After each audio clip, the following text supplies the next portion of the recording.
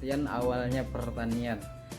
Bisa disebut sebagai masyarakat kuno identik dengan masyarakat pertanian karena sifat masyarakat petani ini tidak mawas dengan perkembangan teknologi, sangat terikat pada tradisi dalam menggarap tanahnya. Karena bagi mereka kesalahan yang kecil saja dalam menggarap tanah itu akan terjadi bahaya kelaparan. Oke, selanjutnya pengertian perbudakan. Nah, itu bisa juga disebut sebagai masyarakat kuno yang sangat tergantung dengan perbudakan. Budak menjadi tenaga pendorong yang menjamin bergeraknya mekanisme ekonomi bagi mereka pada zaman dahulu seperti itu. Dan budak-budak tersebut dipekerjakan dalam tambang-tambang maupun pabrik dan mungkin perkebunan seperti itu. Kemudian munculnya kekayaan dan kekuasaan. Nah, terjadinya penumpukan kekayaan dan kekuasaan di dalam masyarakat itu disebabkan karena di dalam setiap masyarakat terdapat surplus yang diambil dari alam, sehingga organisasi ekonomi tidak hanya dapat mengatasi masalah produksi, bahkan sudah melebihi kebutuhan sekedar untuk mempertahankan hidup mereka seperti itu.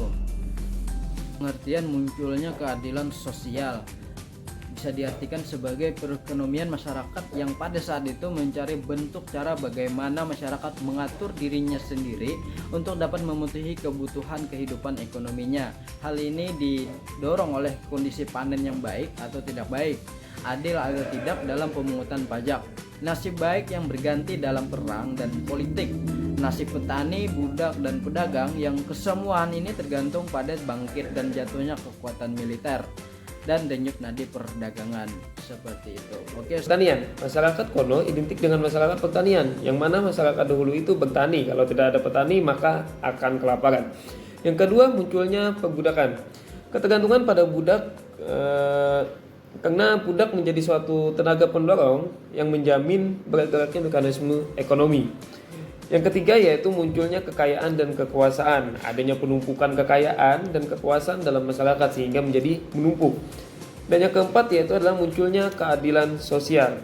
Cara bagaimana masyarakat pada saat itu mengatur dirinya untuk dapat memenuhi kebutuhan kehidupan ekonominya sendiri. Urbanisasi adalah sebuah perpindahan populasi dari wilayah perdesaan menuju ke kota dan mengakibatkan berkurangnya jumlah penduduk yang berada di desa.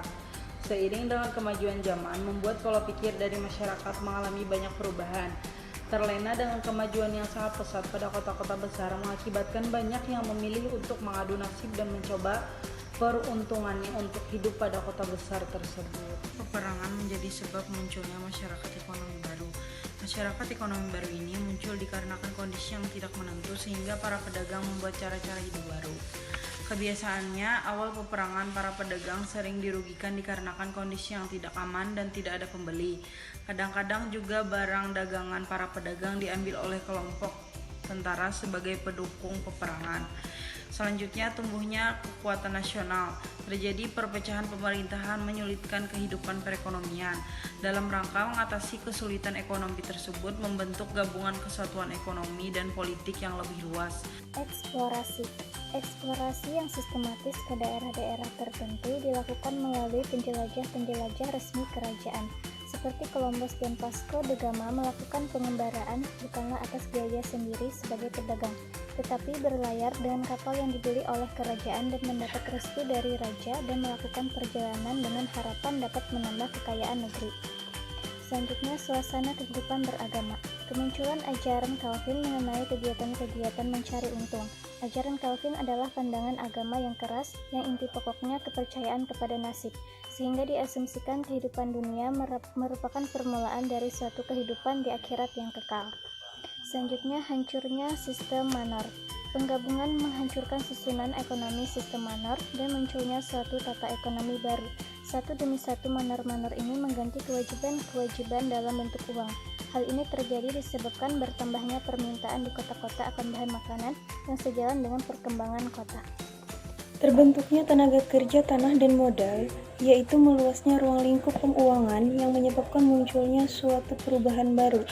Pemagaran merupakan pendorong yang kuat untuk memutuskan ikatan-ikatan feodal dan mendorong pembentukan hubungan-hubungan baru dalam suatu masyarakat pasar. Munculnya proletariat, pertanian, yaitu sebagai akibat perubahan guilde menjadi perusahaan-perusahaan modern.